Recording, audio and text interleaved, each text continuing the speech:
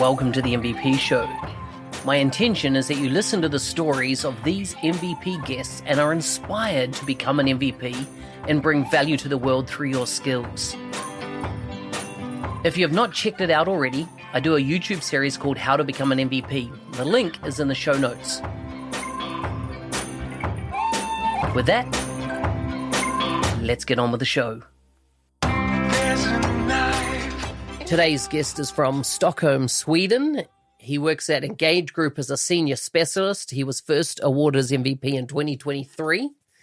He is co-host of the Swedish podcast. Now, I can't pronounce it. I'll let him pronounce it when he joins, but it's all around Dynamics updates. And he, his main area of expertise is in infrastructure.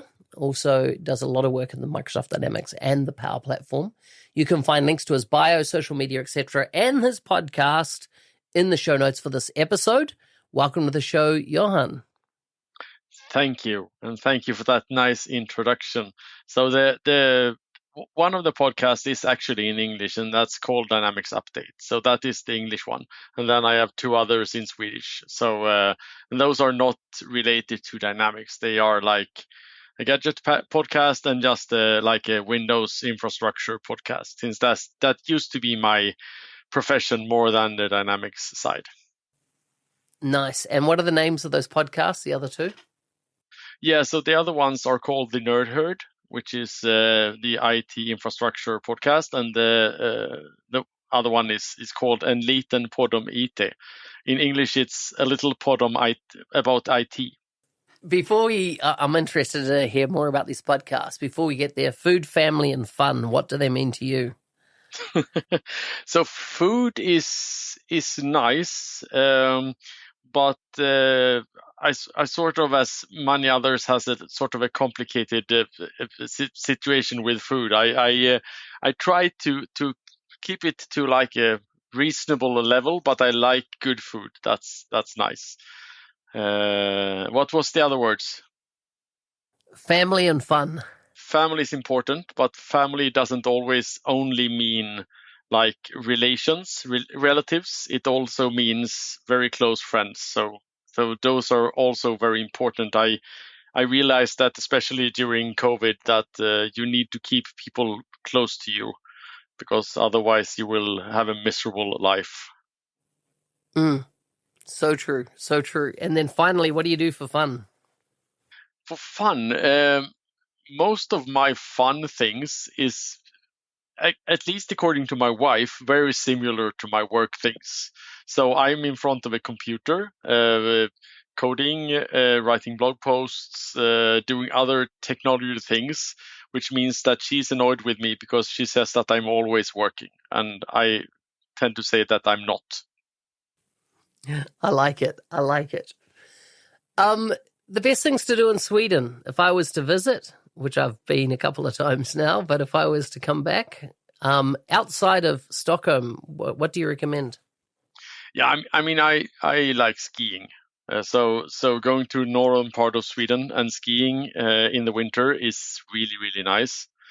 But also, I mean, we have great summers here. It's not as warm as many other places, but it's, I mean, in June and July, right now we have like 30-ish degrees centigrade, 25, 30-ish degrees centigrade. So it's a nice summer, but it won't kill you, so to speak. So that's nice. Really nice, really nice.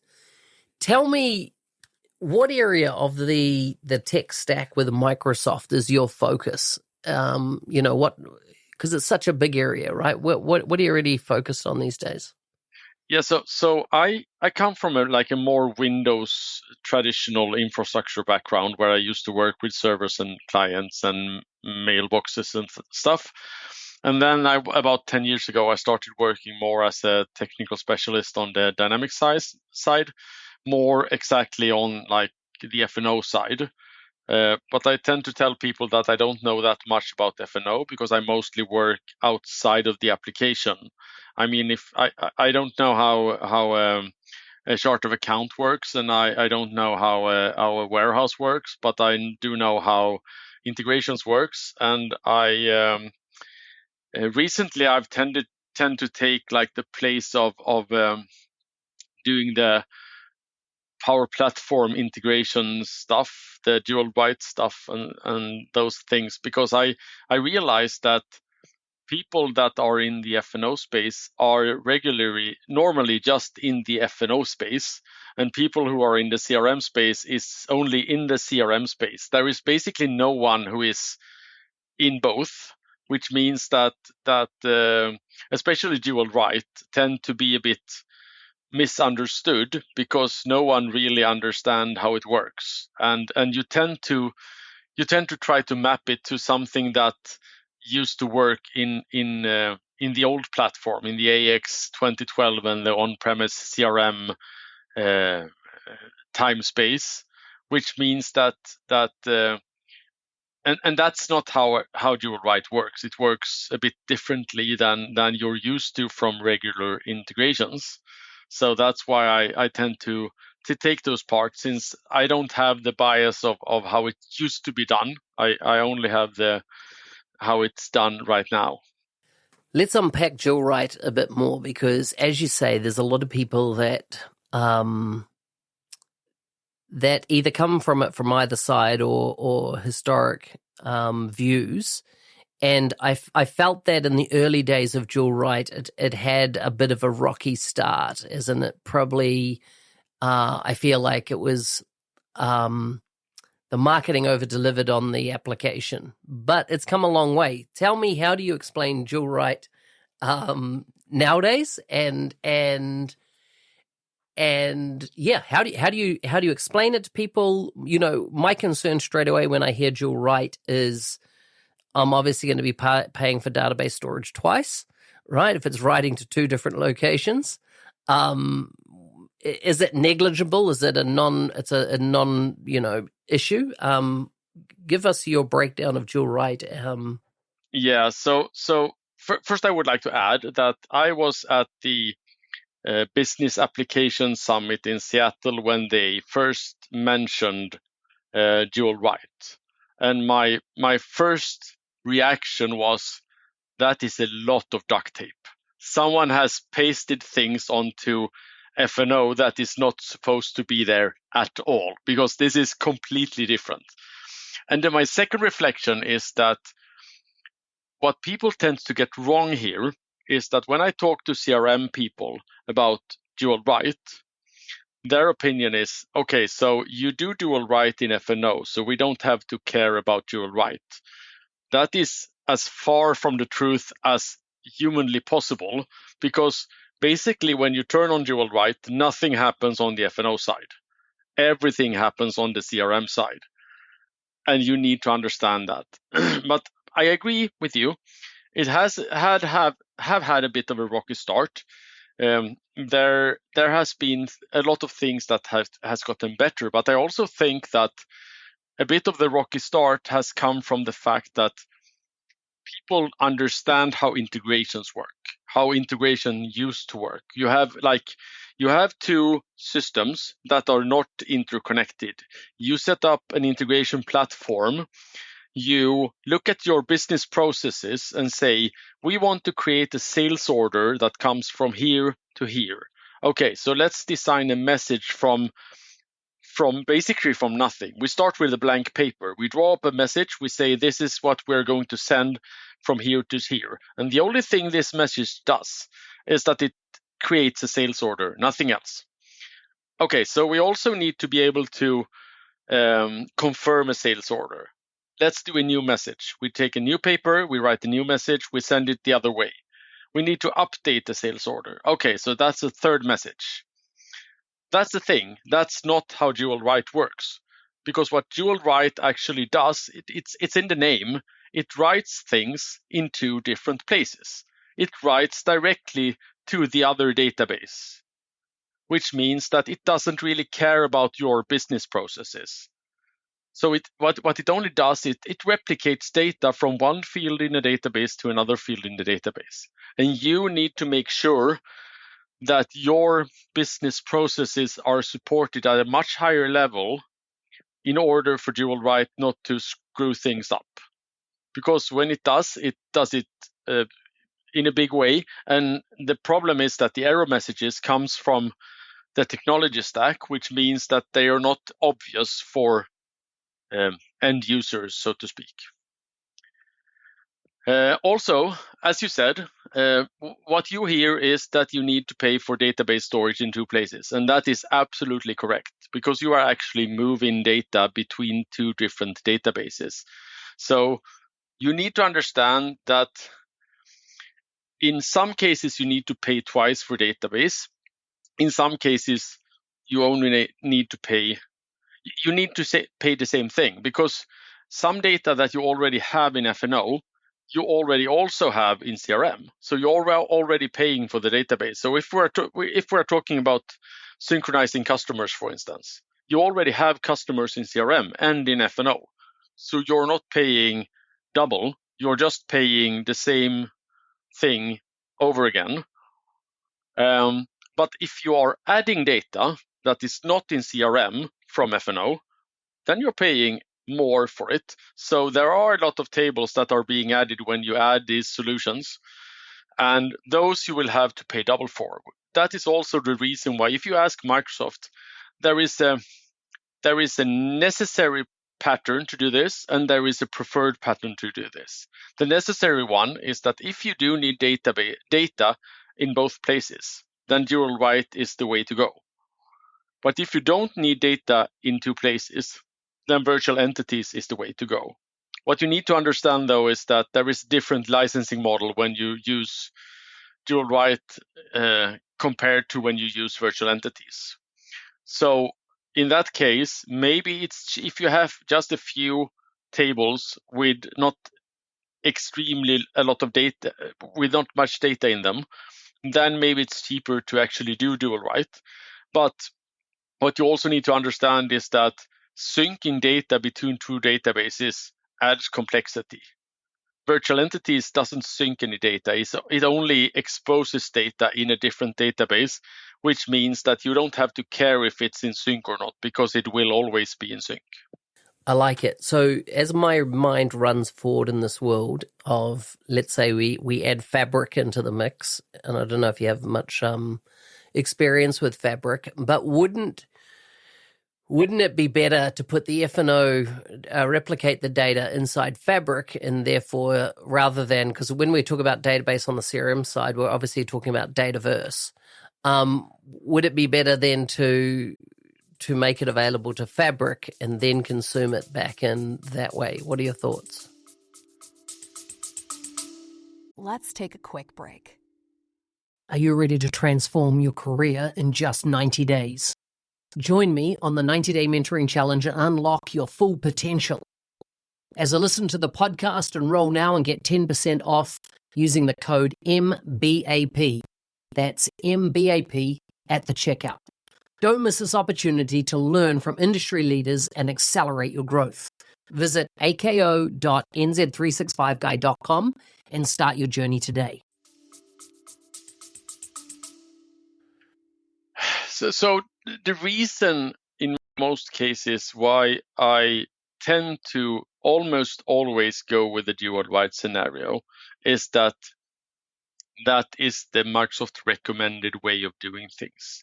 They have built it, they have tested it, they have verified it, and the whole point is that you need to create data that is, since you're writing directly into the database, especially if we talk to things that are native to both CRM and F&O, you need to have things that the thing is, using the out-of-box experience means that you don't have to transform a lot of data. You don't have to care, because it will always be in the correct format, which is basically turn it on, make the initial sync, and it's done basically.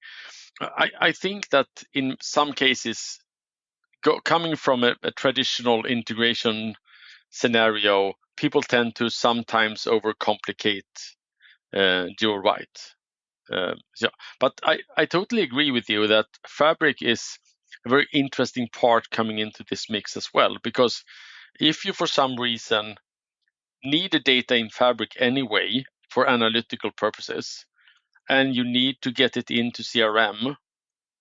Say, for instance, that you're talking about invoices, for instance, or you're talking about sales orders. You're not creating. Say that you're not creating your sales orders in CRM, but you would like to be able to see them there. Then I would definitely say that one of the patterns here is going with moving them out to Fabric and then using the Fabric connector to get them back into Dataverse in a virtual way. I would absolutely think that is a reasonable path to go. A couple other questions that come to mind. I know this is not so much about your MVP journey, but a bit more technical. Tell me about. Is there any latency on the dual write? As in, if it's done in F&O to start with, is it instantly? Is it real time? Yeah. So the answer there is yes and no. Originally, everything is synchronous, which means that, which also is a bit of the complicated one here, because if you use a traditional integration, you do something in F&O, you create the message, you send it over, and then the other system decides whether it fails or not. And then in some cases, you get a message back saying that this order wasn't processed correctly and yada, yada, yada. The thing is that when you do your dual write, you actually write to both databases at the same time, which means that if one of the database writes fails during the update, you will actually get an error message. So if CRM doesn't, we take it the other way around, because F&O has much more business logic than CRM has. So say that you're creating a customer in CRM and F&O doesn't have all the data it requires to create a customer. Then it will tell CRM, you're failing, it won't work. So it is instant, but when I say yes and no, the reason is that there is a public preview right now where you can actually set up some of the dual rate mappings that as asynchronous mappings instead. So things that does not have to be instant will not be instant. They will be processed on a queue, basically more like F&O works right now. So basically a batch job that does the synchronization eventually, and you will end up in a consistent state, but not immediately. So it's interesting what you're saying there. Let's say we're creating an account record in the CRM system, and in the F&O system, an account record needs to have a unique identifier. In that scenario, when that record gets written, does it automatically know that compulsory field, which, in CRM, in model driven, would put a red star on it saying, hey, this is a required field? Do you need to make sure that both systems have those required fields captured correctly? So if someone's entering it, you are capturing all the data so it doesn't fire an error on the F&O side. But what about when the data to enrich that record can only come from F&O? How do you make sure that process happens correctly? There are a couple of different scenarios here. One is like the customer ID. We always have a customer ID in F&O. If you talk to the CRM people, they are like, we don't need a customer ID. We have a GUID. That's perfectly unique, and we don't care about having a customer ID.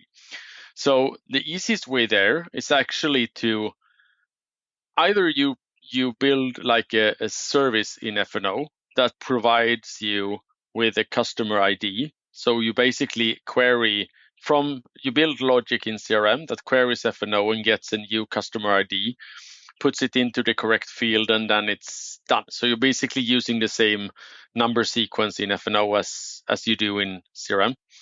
An easier way to do it is actually to basically split the number sequence in half and say half of it belongs to CRM and half of it belongs to F&O, and CRM creates its own customer IDs, but you make sure that they don't collide. That's basically an easier way. But since there is no default logic to do a customer ID, for instance, you need to provide that logic in one way or another. My last technical question is, Does the dual write allow it to happen at a field level, or do you have to have unique tables, as in it only does a table to table map? What's the granularity of dual write? So it's basically record level, I would say. It's triggered on field level, but it's written on record level. Which means that if I understand it correctly, I don't know the nitty-gritty details down to developer level, but if I understand it correctly, you have certain fields that trigger a dual write update and certain fields that does not. But if you trigger a dual write update, then all of the mapped fields will be written. Yeah. Okay, that makes sense. Cool. So that's but I would like to say a bit caveat here, but I don't really know exactly all of the details. I just know how it tends to behave, sort of. Final question, because we're at time, is tell us about how you became an MVP. What was the process for you? Yeah, so I first sent in I first got recommended once, and I sent in all of my submissions, and nothing ever happened, and I didn't get an email saying that I didn't get it or anything like that. But eventually I got a second recommendation, and the thing is that I got awarded MVP during COVID. So basically we were in complete lockdown when I got the email, and I actually had COVID when I got the email. So I had like a 40 degrees centigrade fever when I got the email, which meant that I was pretty out of it. So basically when I read the email and a bit after that, I was like, did I read that email, or was it just like a fever dream or something? So it was a bit of a strange situation, and the very first day, the very first like meeting I had over Teams with the MVP community was one of these. In Europe we had these coffee, MVP coffee, virtual MVP coffees during COVID, where people actually could talk about basically anything. It wasn't just about our subject. It was like there were people with mental health disorders and stuff. And one of the first ones that I attended was actually on imposter syndrome. So that was extremely fitting that I had this call right at that time, because I realized that it's not just me who has this. Everyone else has this, and at some point. So that was really nice, actually. The very last question now is: any advice to aspiring MVPs? Yeah, so I tend to quote. There is a guy at Microsoft that doesn't work in Dynamics, but he's one of my absolute heroes. He's called Scott Hanselman. He has this very good quote where he basically says that in your lifetime you have a finite amount of keystrokes. Make them count, because if someone asks you for an answer to a question, don't just write an email to them and answer them. Write a blog post, which is basically the same text as you should have written in the email, and send them the link instead, because that way more than one person can get to understand what you're trying to teach people. And also, one more thing, which I try to use myself as well, is that if you have a blog post, for instance, that you want to write, you tend to think everyone already knows this. This is nothing new. I knew it, then everyone else must know it already. That is not true.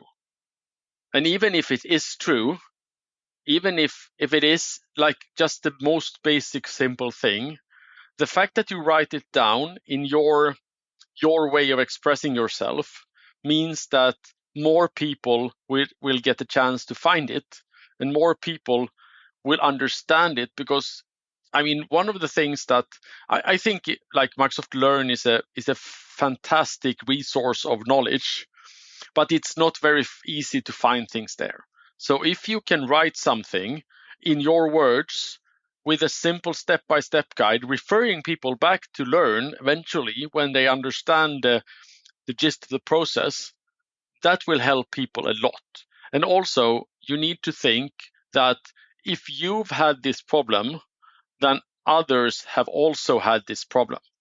And people will continue to have this problem forever. So writing it down, not only for yourself, is a really good contribution. And it's something that you were probably going to do anyway.